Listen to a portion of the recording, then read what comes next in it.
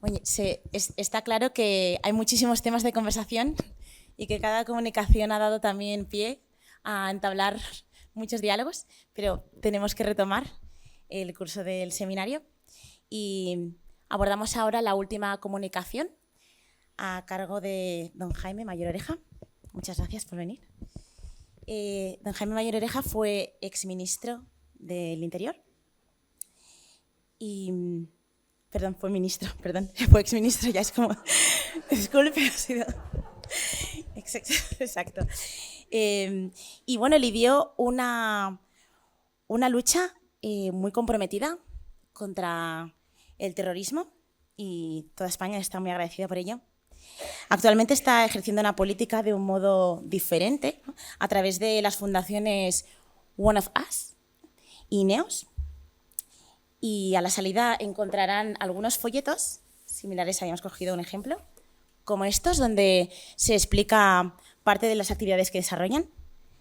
El tema que abordará hoy se titula Valoraciones políticas del sistema democrático actual. Y le cedo la palabra sin más. Muchísimas gracias. Pues muchísimas gracias por su presencia. Muchas gracias, don Ricardo, por la invitación para participar en este acto. Bueno, yo quiero empezar diciendo algo que no puedo dejar de decirlo, ¿no? Es decir, esta semana hemos arrancado con NEOS, lo que se acaba de decir, es decir, una alternativa cultural sobre fundamentos cristianos. Hemos presentado un programa de actuación y el título es "A pesar de todo hay esperanza". Pues he de decir que después de las intervenciones, tanto de Higinio por su sabiduría, y la de Rafael, porque sin duda nos ha recordado que el hombre está hecho a imagen y semejanza de Dios, y el esfuerzo que ha hecho en la mañana de hoy, de intervenir aquí pese al criterio de muchas personas que no querían que interviniera, es una prueba de que hay esperanza, porque hay personas, en su sentido literal de la palabra, todavía en la sociedad en la que vivimos. La persona es y debe ser siempre el elemento esencial para la esperanza. Por eso yo quiero en esta introducción decirles que yo voy a bajar el nivel, pero por mis limitaciones. Pero voy a aterrizar en lo que está pasando hoy en Europa, Occidente y evidentemente en España. Y la primera reflexión, es que yo hoy quiero refugiarme en la humildad. Esta la magnitud y la dimensión de la crisis que estamos viviendo en Europa y en España, que quiero invocar mi limitación y mis limitaciones. Yo solo tengo una convicción en el análisis de lo que está sucediendo, que la persona es limitada, y yo el primero. Que nosotros no somos pequeños dioses, que estamos hechos a la imagen de semejanza de Dios, pero es evidente que no sabemos ni siquiera el momento de la historia en el que vivimos. Ahora, mi limitación no puede ser un pretexto ni una excusa para no atrevernos a decir la verdad de lo que creemos que está pasando en nuestra sociedad. Tenemos la obligación de decir, de afirmar la verdad, no de hacer un relato, la posverdad, siempre en plural, de lo que está sucediendo. Por eso, el título que me habían dicho a mí era, que me lo ha cambiado la presentadora, pero era Guión de cuestiones disputadas en la democracia. Es decir, es un título para hablar uno de lo que quiera. Conclusión, la primera pregunta que tenemos que hacernos y que planteo hoy aquí es: ¿qué nos está pasando? ¿Por qué? ¿De qué manera? ¿Cómo? Esas son las preguntas. Las respuestas, muchas ya las conozco. No es posible, no puede ser verdad. Es imposible que esté sucediendo lo que está sucediendo. No lo puedo creer. Esas son algunas de las respuestas que nosotros damos. Pues bien, la primera gran cuestión es: ¿en qué tiempo nos ha tocado vivir? Y con todas mis limitaciones diré que mi generación Yo nací 12 años después del final de la Guerra Civil Española, nací 6 años después del final de la Segunda Guerra Mundial. Sabíamos que arrancábamos una etapa en la historia. Las guerras, la Guerra Civil Española, la Segunda Guerra Mundial, sin duda habían diagnosticado el fracaso de las generaciones anteriores. Pero hoy la generación de los jóvenes, ni ellos saben, ni nosotros tampoco sabemos decir en qué momento de la historia en la que vivimos. Sabíamos que nosotros en aquellos años arrancábamos una nueva etapa y que teníamos que esforzarnos mucho en la vida. Hoy no sabemos el momento. Intuimos que es el final de una etapa de Occidente, no de Occidente, de una etapa de Occidente, pero no tenemos certeza, no lo sabemos a ciencia cierta. Pero el nivel, el grado de desorden generalizado en el que estamos viviendo, intuimos que es el final de un periodo de decadencia y de debilidad. Y la historia es cíclica. Ciclos diversos en tiempo y en forma, por supuesto, pero siempre tienen un arranque, un desarrollo y un desenlace. Y por eso, más que nunca, tenemos que saber recordar que el desorden nunca culmina en el extremo desorden. Es un estadio el extremo desorden, pero al final el desorden culmina en la violencia. Por eso es necesario el diagnóstico. El pronóstico es imposible. La profecía es imposible, pero sí el diagnóstico sí es posible. La realidad es que tenemos delante de nosotros simultáneamente dos guerras. La de el corazón de Europa, Ucrania, y en Tierra Santa. Simultáneamente. Preguntémonos el por qué, la razón de esta simultaneidad. Pues el presidente de Rusia, Putin, ha olfateado debilidad de Occidente. Y por eso se atreve a hacer lo que no se atrevía a hacer hace unos años. Y jamás ha intuido también la debilidad de Occidente, la transición de Occidente. Y se atreve a llevar un ataque que está entre la guerra y el terrorismo y que probablemente no se hubiese atrevido a llevar a cabo hace unos años. Y hay que recordar que en la Segunda Guerra Mundial el totalitarismo interpretó también un diagnóstico de Occidente. Gran Bretaña era un gran imperio ya en decadencia y Estados Unidos no era todavía una gran potencia. Había tránsito y en consecuencia debilidad. Y en aquel momento la consecuencia fue la guerra.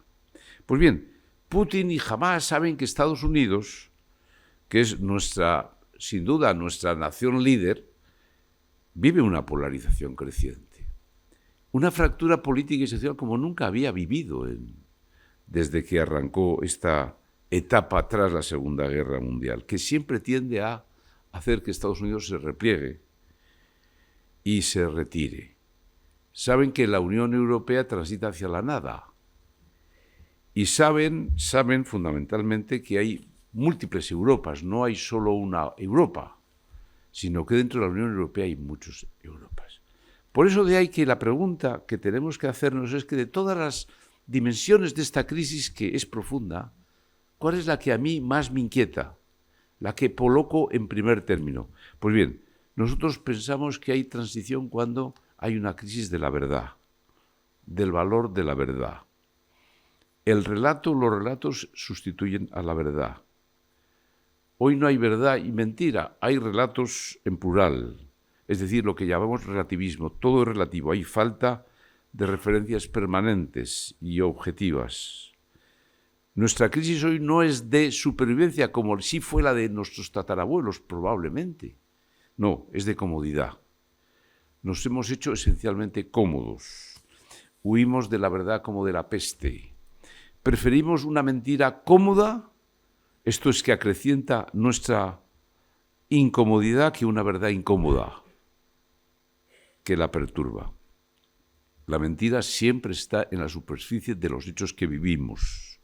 La verdad está en la raíz y hay que buscarla. Pero cuando la primera prevalece sobre la segunda, nunca entendemos lo que nos pasa. Lo que sucede siempre es una sorpresa. No se diagnostica y entonces damos siempre palos de ciego. Los ejemplos de esta debilidad, de esta decadencia de Occidente son múltiples, pero yo quiero destacar la mediocridad de las representantes en las instituciones, pero de todo tipo, no solo políticas, sociales, eclesiásticas. Se busca muchas veces la mediocridad, porque el bien común, el servicio público, la vocación pública, no atrae a la mayoría de los jóvenes que tienen talento y ambición. Y nos refugiamos en un extremo individualismo. Solo estamos de acuerdo con nosotros mismos, y a ratos, en días pares o impares. ¿Y cuál es la causa entre las causas? Pues es que sufrimos una falta de referencias permanentes. Lo que decía el rector de la Universidad Católica de Valencia, suspensión de todos los antecedentes condicionantes. Hemos perdido la fe. Hemos perdido el significado de la trascendencia que tiene que estar siempre implícita en una civilización, aunque no seas creyente. Llevamos tiempo viviendo, llevamos décadas viviendo como si Dios no existiera en el ámbito público. De espaldas a cualquier significado de la trascendencia de nuestra vida, está fuera de la vida pública. Y llevamos tiempo eligiendo siempre lo más cómodo, lo que exige menos esfuerzo y menos sacrificio. El Papa Juan Pablo II nos lo recordó el año 82 en Santiago de Compostela. Europa, vuelve a encontrarte, sé tú misma, descubre tus raíces, aviva tus raíces. No ha sido este el camino que hemos escogido el camino contrario. Por eso es tan importante recordar que una propuesta que hacemos siempre hoy a la sociedad europea es que hay que vivir como si Dios existiera, creyentes y no creyentes, pero necesitamos recuperar un cierto sentido de la trascendencia y tenemos que fundamentalmente entender y comprender que muchas veces la causa de lo que nos sucede es que hemos dejado de creer. Por eso, pero para hacer un esfuerzo de alejarme de consideraciones, pueden ser teóricas, abstractas, en mi caso fácilmente comprensibles para ustedes, España vive una transición peculiar, distinta del Occidente. España durante 50 años, y muchas veces nos olvidamos de ello porque no nos atrevemos a decir la verdad, desde que arrancó la democracia, hemos vivido determinados por la violencia terrorista. Gran Bretaña, Alemania, Francia, Estados Unidos ha vivido amenazado por la violencia terrorista. Nosotros hemos vivido determinados. Y lamentablemente, y lo digo con pesar, y que eso nos separa del resto de las sociedades occidentales. Yo siempre pongo el ejemplo, la violencia terrorista ha determinado que haya nacionalidad histórica en el País Vasco y Cataluña. Si ha habido mucha más comunidad histórica en Castilla y Aragón para hacer España.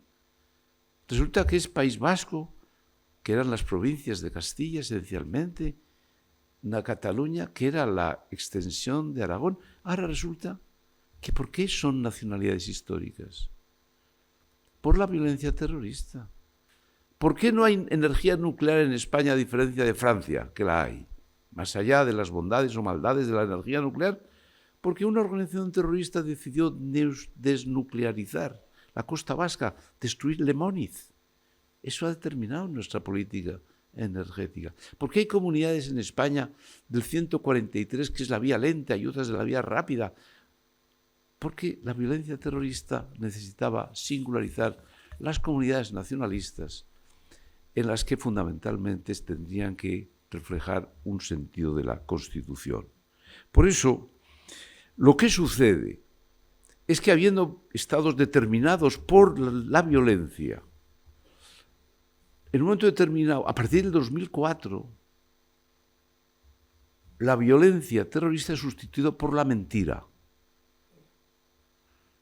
por un proceso que se arranca hace 20 años, más de 20 años ya, y de un crimen determinante estamos pasando a una sociedad presidida por una mentira igualmente determinante. Es decir, del mal mayor que es el crimen hemos pasado a lo que llamamos el mal menor, que es la mentira.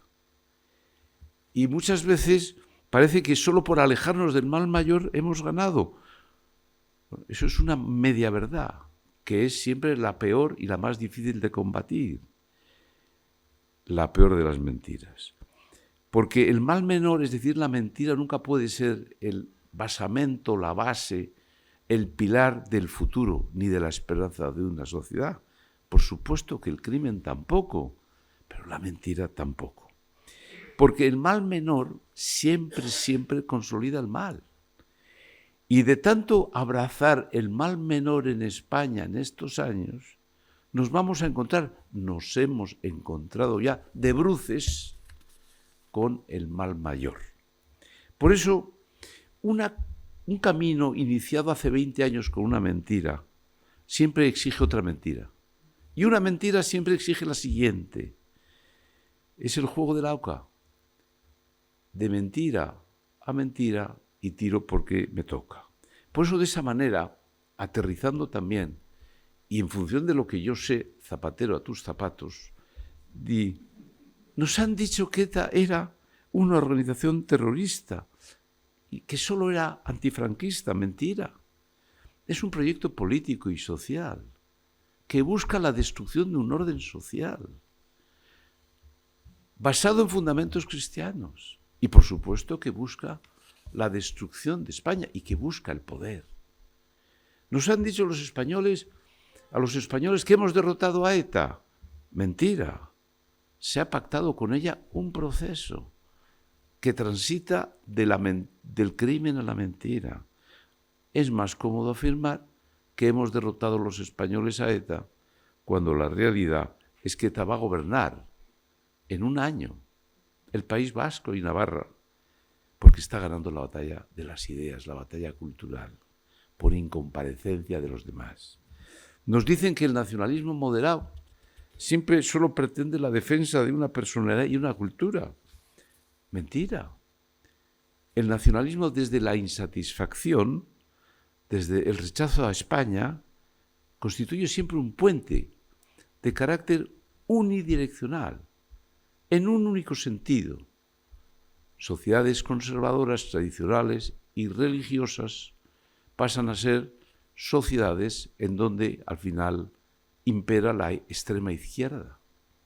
El nacionalismo es simplemente un puente en un sentido, de una sociedad a otra, impulsada por la insatisfacción permanente, en este caso, a España. Por eso, cuando el nacionalismo pretende sustituir a la religión en las conciencias de los vascos y de los catalanes, por eso vivimos la crisis que vivimos de fe en el País Vasco y Cataluña, principal razón del desorden que vivimos en ambas comunidades, la falta de fe, la sustitución de una religión por otra religión.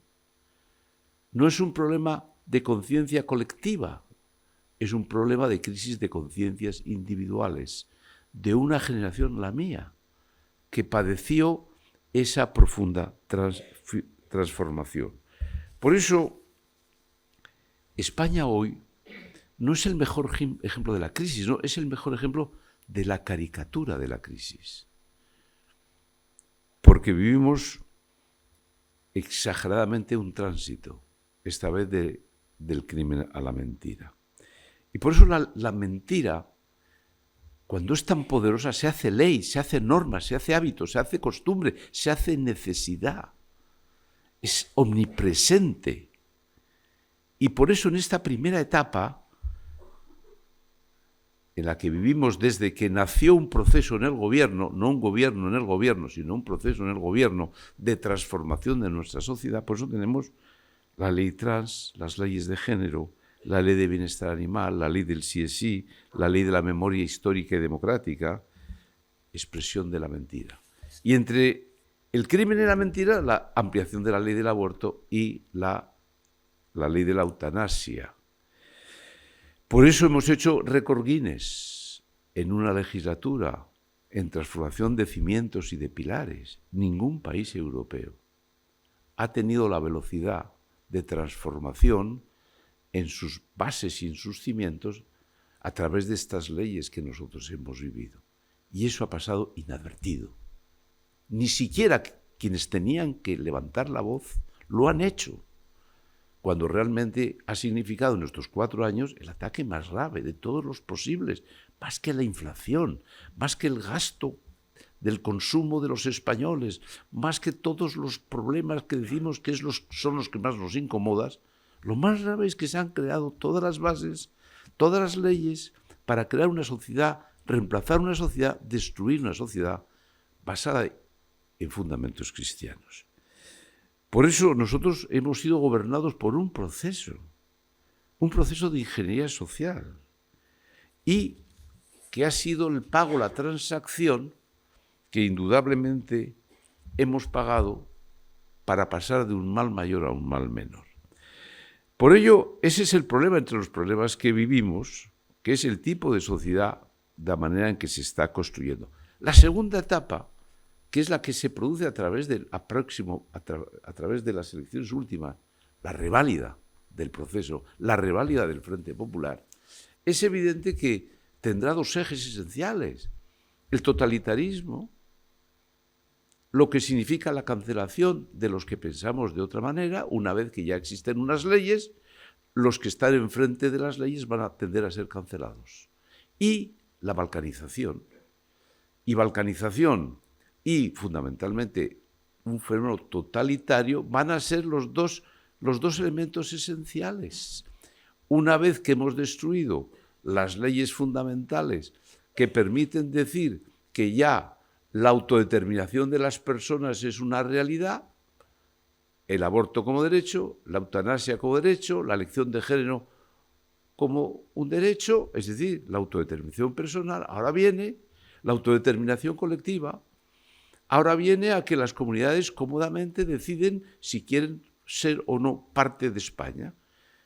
Es la fase siguiente, y por eso se van a centrar más que nunca en la destrucción de la nación, o de la Constitución, o de las ideas fundamentales de España. Quiero que duerman esta noche, no quiero que no duerman esta noche, no voy a seguir continuando. Pero en España, cuando dicen es un problema de que no hay diálogo entre unos y otros, no, ha habido un proyecto perverso. Cuando se suma la izquierda, los socialistas, los comunistas, los nacionalistas, y ETA es capitán general de la ruptura por su proyecto político, es evidente que eso es un proceso letal.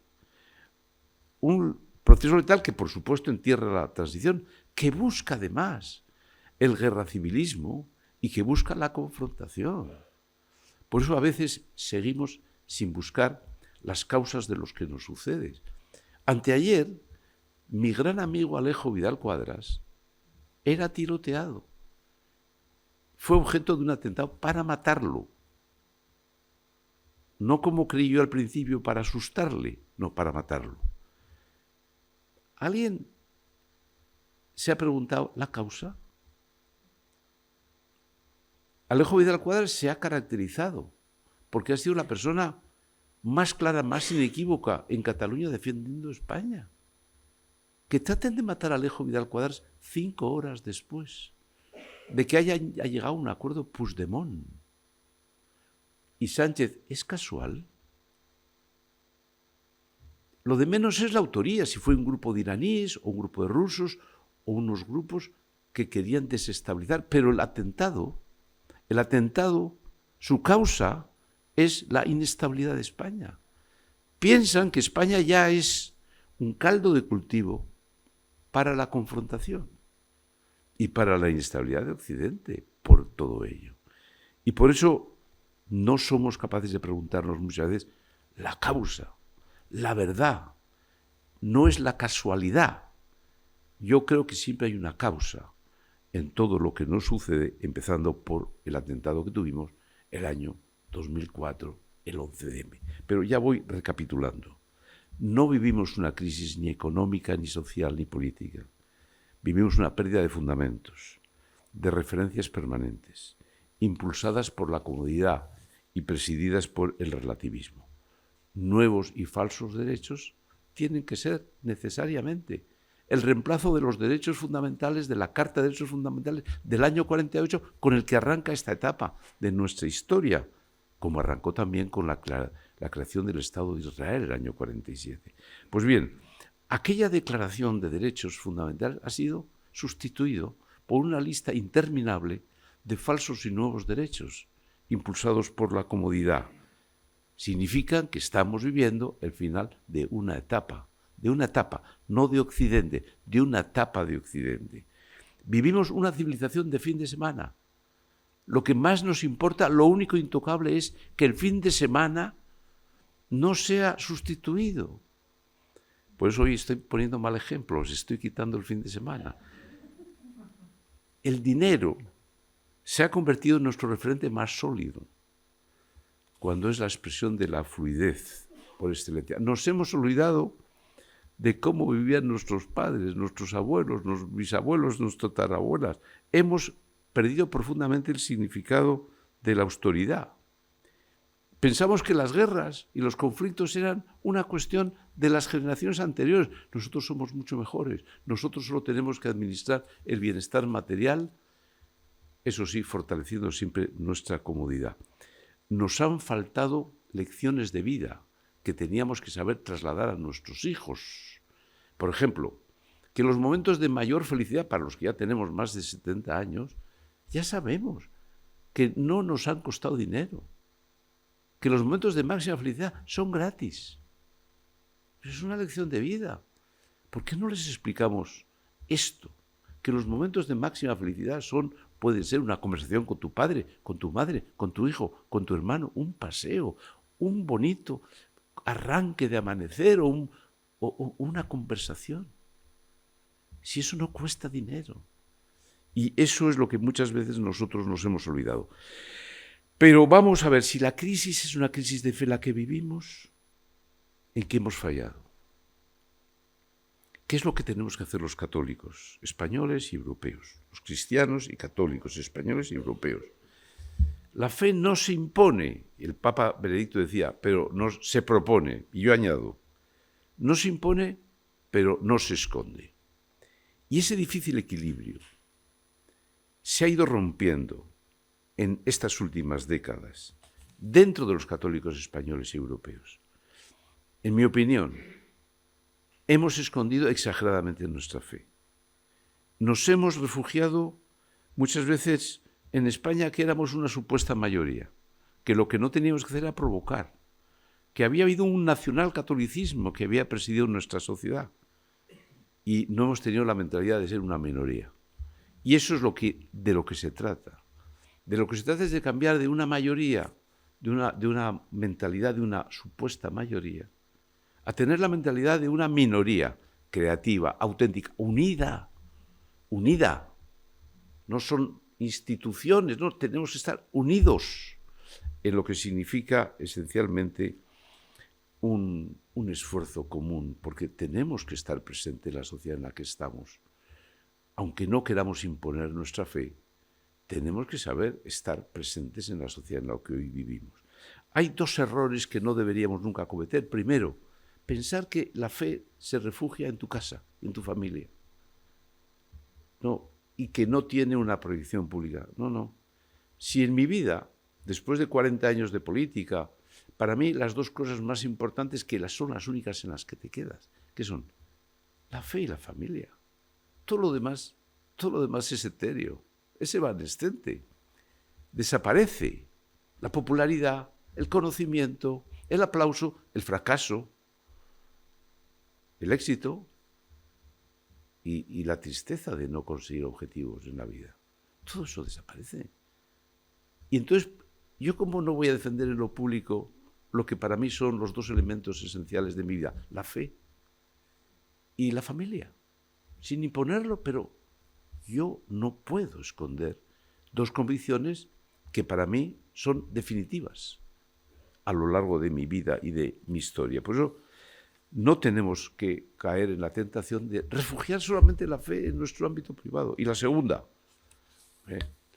es no tratar de imitar un mundo que tú ves cómo vive y cómo está, que nos está llevando al desorden. Nadie podrá decir que hoy la crisis que vivimos de desorden generalizado se deberá a la Iglesia, a la institución culpable, como decía Eugenio. No es así.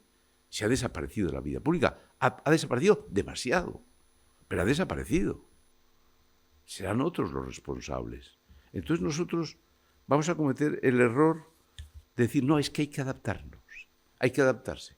No, nos tenemos que resignar a que la moda dominante que existe es algo así como parte de la revelación, como sucede de hoy dentro de la Iglesia, en algunas instancias.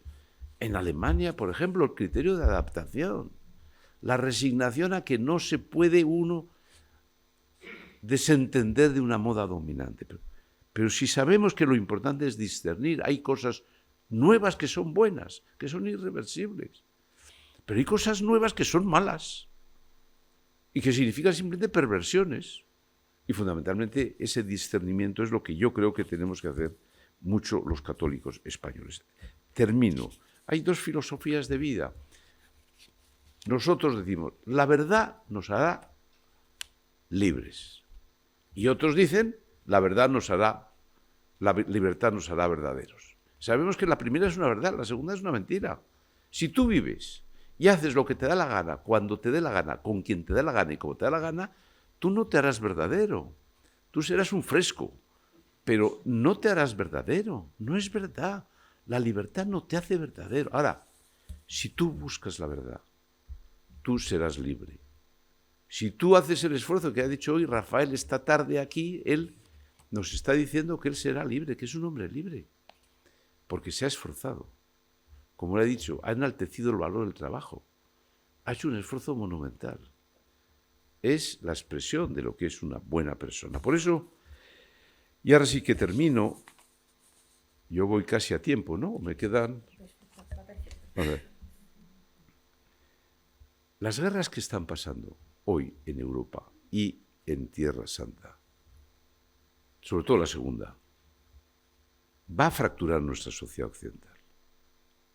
Hoy la primera reacción es que disparate, jamás son unos asesinos, pero va a fracturar más nuestras sociedades.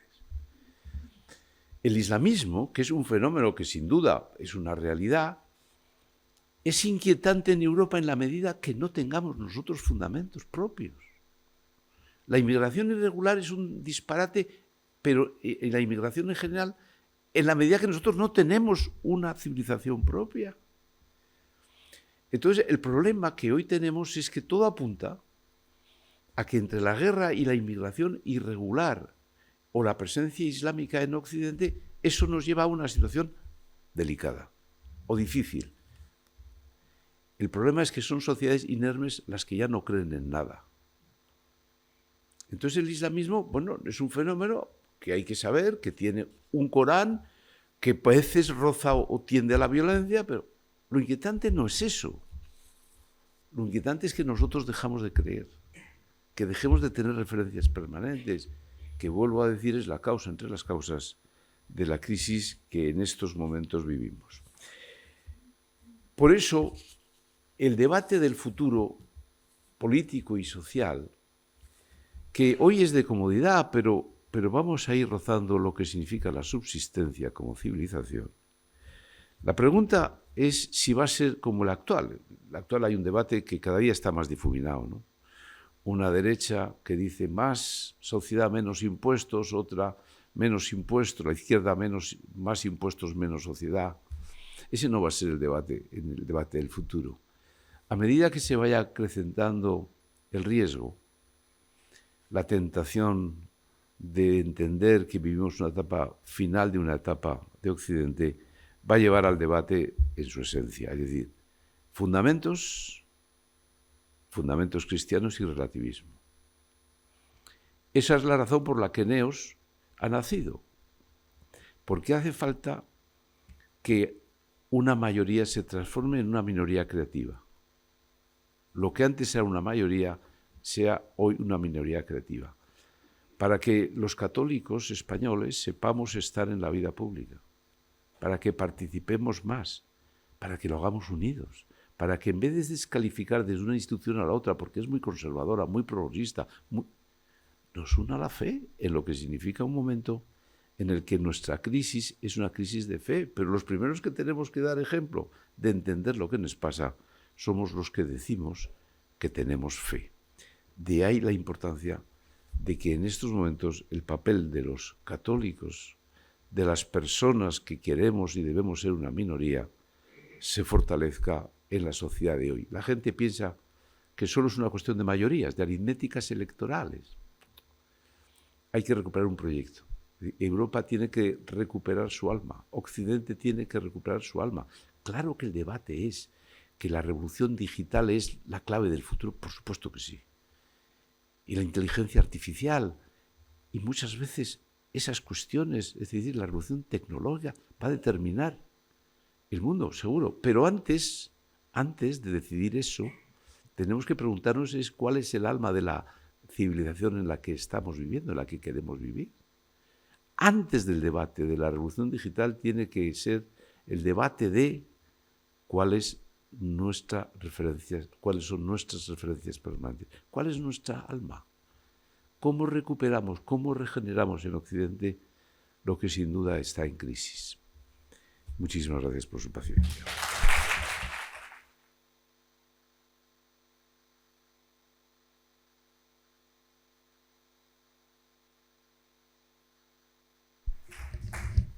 Muchísimas gracias, Ángel. Ahora dispondremos de unos minutos para poder hacer ronda de preguntas, si las hubiese. Agradeceríamos, para ceñirnos al tiempo que tenemos, del que disponemos, pues eso, ceñirnos a esos 10 minutos. Muchas gracias. Muchísimas gracias por esta presentación tan bueno. Parece que clarividente. No me ha dado tiempo a poderle preguntar a Higinio Marín, pero por lo menos a ver si... a ver, usted ha empezado... Bueno, me llamo Mercedes Rubio, soy profesora aquí en la Universidad de Villanueva desde hace muy poquito. He pasado 30 años viviendo en Jerusalén y como ha mencionado la guerra, me parece que... Bueno, se me ha venido a la memoria esto que dice Remy Braque, que... la civilización occidental es la única civilización que ha nacido con su corazón fuera de sus límites geográficos, porque es con unas raíces judeocristianas que tienen su lugar geográfico precisamente fuera de sus fronteras, y por eso él siempre ha hablado de una civilización excéntrica, ¿no?, que ha mirado hacia allá. Y me ha parecido muy clarividente esto que ha mencionado usted al principio, ¿no?, de que estamos en una situación con dos guerras, una que es en Ucrania, que es el centro, se podría llamar centro geográfico de Europa, ¿no?, como continente que ha sido centro del desarrollo de la civilización occidental durante siglos, y ahora también en Jerusalén. Entonces parece que realmente estamos en una situación de desmoronamiento de una civilización también de forma simbólica, ¿no?, con estas dos guerras. Yo le quería preguntar, bueno, me parece que la civilización occidental, precisamente porque el cristianismo ha sido uno de sus motores principales, ¿no?, junto con la cultura romana, grecorromana también, si hemos, digamos, cortado esas raíces, tanto grecorromanas, ¿no?, de la filosofía, y tanto teórica como práctica, y también las raíces religiosas, efectivamente estamos en un momento de un cambio tan profundo que se podría asimilar, pues, a una desintegración de la civilización, ¿no?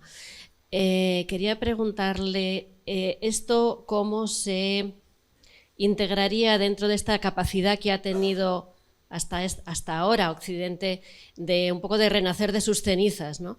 Se podría buscar un centro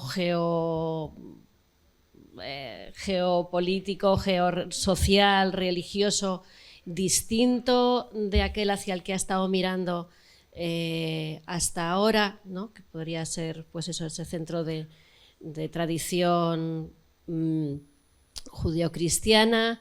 Hay que rescatar, como sea, ese centro. No sé si se entiende la pregunta, pero ¿cuál sería le voy a pedir que sea un poco también clarividente ahora de futuro, ¿no? ¿Cuál sería el siguiente paso a dar para renacer de las cenizas, ¿no?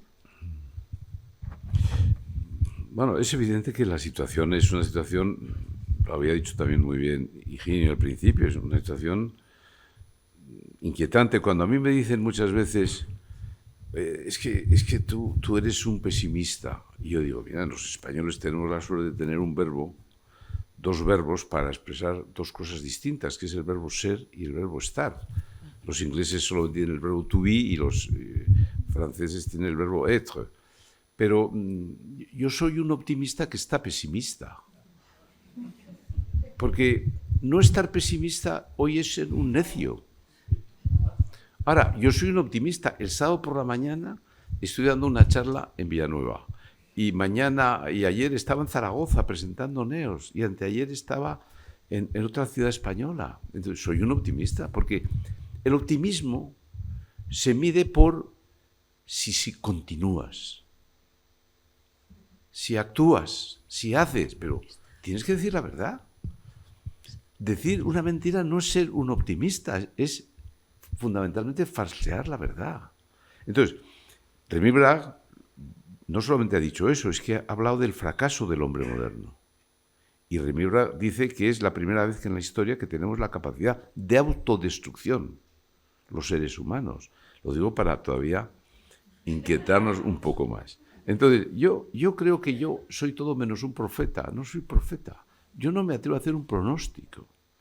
Yo lo que digo es que diagnostico el final de una etapa de Occidente, no de Occidente.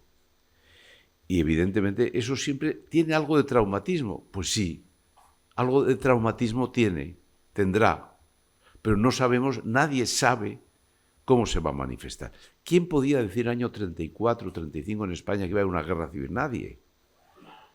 ¿Quién podía decir en el año 38 que iba a pasar alguno en Europa lo que pasó? Entonces ahora lo único que tenemos es que decir, vamos a hacer bien las cosas, cada uno de nosotros, lo que esté en nuestras manos. Vamos incluso a cambiar de actitud personal. Vamos a participar más. Vamos a hablar más, vamos a decir más la verdad de lo que nos sucede, ¿no? Entonces, pero lo demás, lo que va a pasar, incapaz. Buenos días, don Jaime. Muchas gracias. Ha sido estupendo escucharle. Quería hacerle una pregunta respecto a un fenómeno que me llama la atención, que ha hecho usted referencia, pero me llama mucho la atención estos días cómo desde distintas sociedades y organizaciones dentro de universidades muy elitistas, y por lo cual entiendo de gente que puede ocupar en un futuro relativamente próximo posiciones importantes en esta sociedad, se está apoyando Hamás y la causa palestina de la forma que se está apoyando, y también esas manifestaciones que hemos visto con muchísima gente joven, no necesariamente islámicos, sino gente joven que se ha visto conectada con esa causa, ¿no? Entonces, es una pregunta que le lanzo porque digo, ya sé que usted ha negado varias veces que no hace esos pronósticos, que está más por el diagnóstico, pero es como, ¿qué impacto o cómo ve esa señal de esa juventud que es futuro y esperanza, ¿no? Y también eso, ¿cómo juega en esa petición que hace usted de acción individual respecto a la situación que tenemos en Occidente de sociedades envejecidas donde pues generaciones de los baby boomers, con unos que han crecido con determinados valores o que han podido ir cambiándolos lógicamente, pero que tienen una posición, esa coexistencia con juventudes, con una juventud que ha crecido dentro de un mundo distinto con otros referentes? Muchísimas gracias. Vamos a ver, son muchas cosas y que voy a tratar de, para no prolongar mucho mi respuesta, pero algunos comentarios, algunas que responden un poco a lo que dicen, otros que se me ocurre destacar más que lo que tú dices de esos temas. A mí lo que me preocupa del mundo económico y social es la comodidad. Es decir, en la izquierda normalmente la vendetta, la ruptura, la venganza puede a la verdad. Y en la derecha normalmente, en el mundo económico, la comodidad puede sobre la verdad.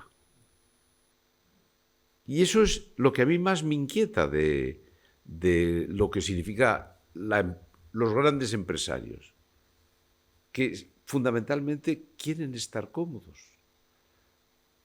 Y fundamentalmente por eso apoyan la Agenda 2030. ¿Y cómo, de qué manera personas a las que yo conozco, que no diré sus nombres y apellidos, que dirigen empresas muy relevantes, del IBEX o fuera del IBEX, pero han introducido la Agenda 2030, que en el fondo es un reemplazo de una sociedad con unos valores por otra? Bueno, eso es lo que me preocupa a mí, más que su posición en la guerra de Israel y Hamás. Yo creo que la guerra lo que va a provocar es algo que no nos debe sorprender.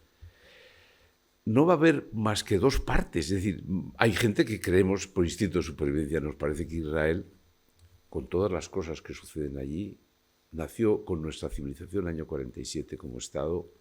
Intuimos que es bueno que siga allí, que no sea deglutido por sus adversarios.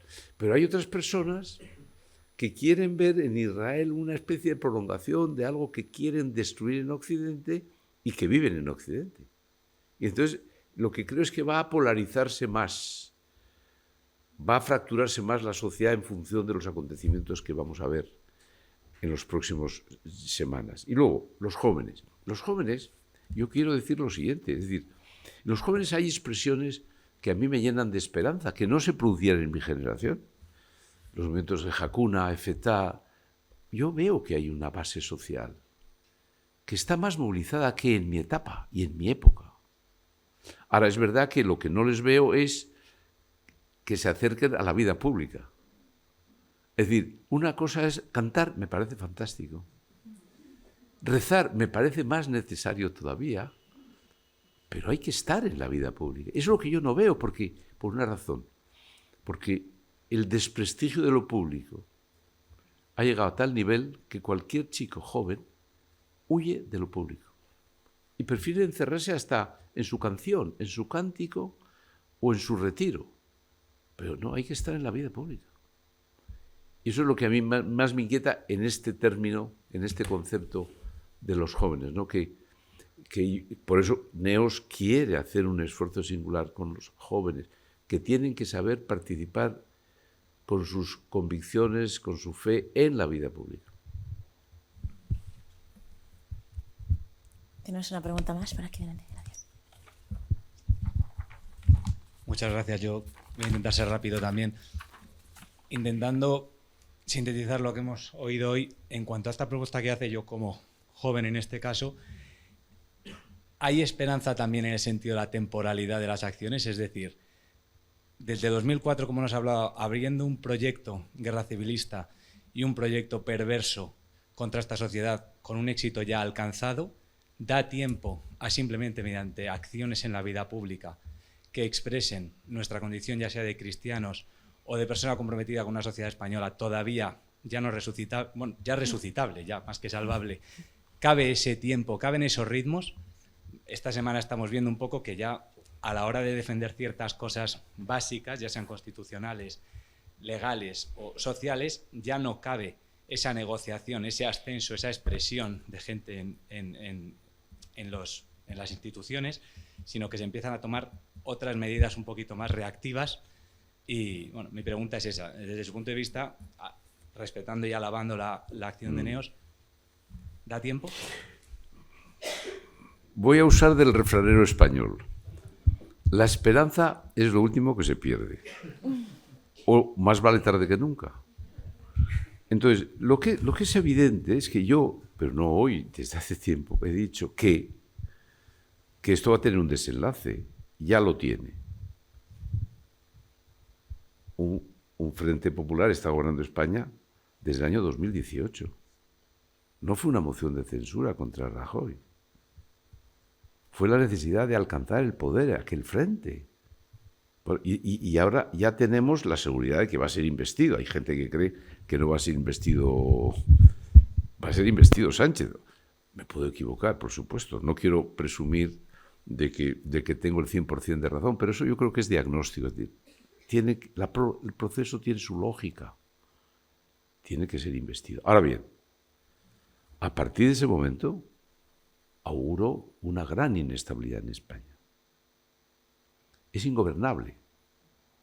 Eso no es un gobierno lo que tenemos delante de nosotros. Es un proceso en el gobierno.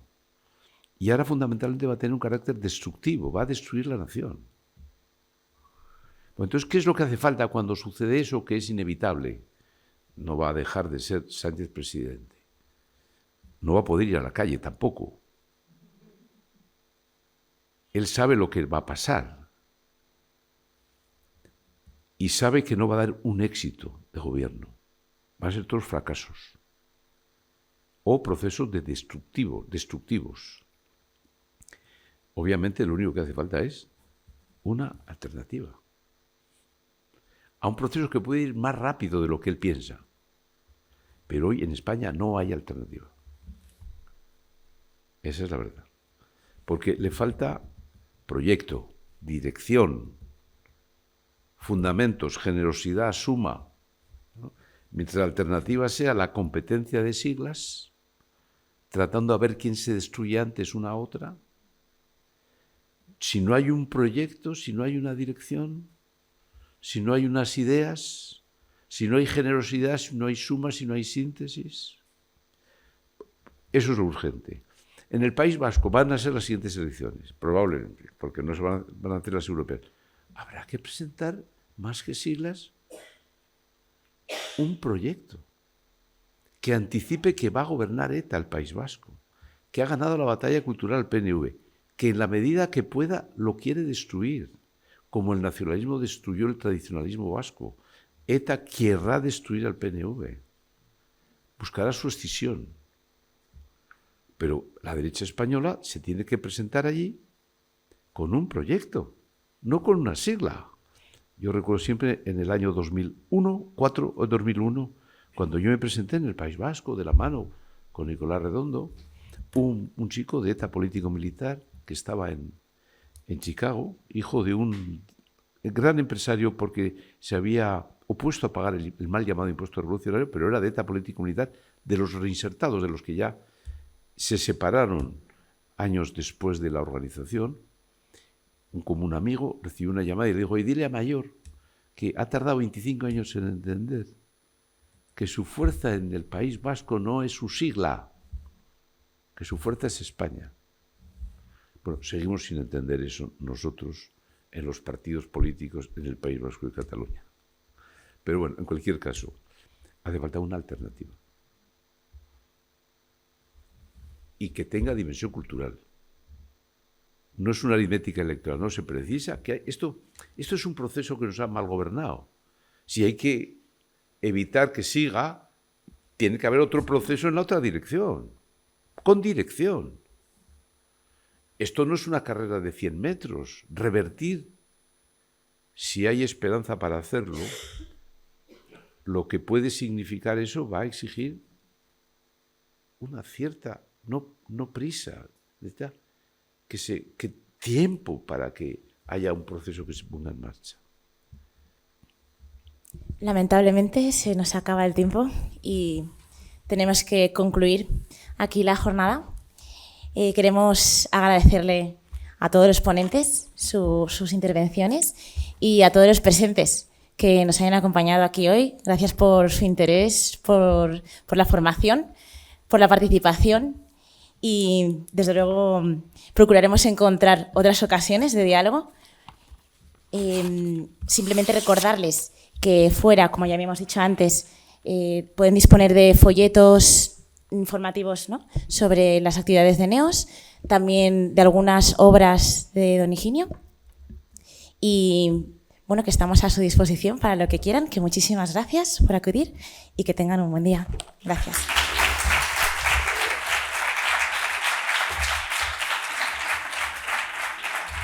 Bueno, muchas gracias.